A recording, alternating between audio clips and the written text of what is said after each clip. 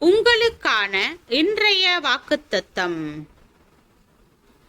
அதற்கு அவர், என்னுடைய தயையெல்லாம் நான் உனக்கு முன்பாக கடந்து போக பண்ணி கர்த்தருடைய நாமத்தை உனக்கு முன்பாக கூறுவேன். எவன் மேல் கிருபையாய் இருக்க சித்தமாய் இருப்பேனோ அவன் மேல் கிருபையாய் இருப்பேன்.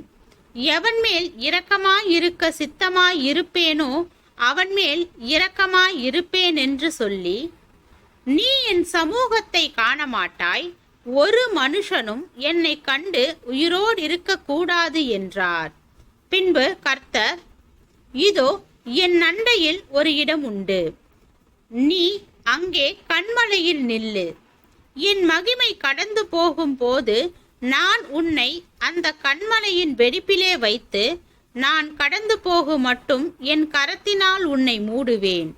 பின்பு என் கரத்தை எடுப்பேன், அப்பொழுது என் பின்பக்கத்தை காண்பாய், என் முகமோ காணப்படாது என்றார். யாத்ராகமம் 33வது அதிகாரம் வசனம் 20 முதல் 23 வரை.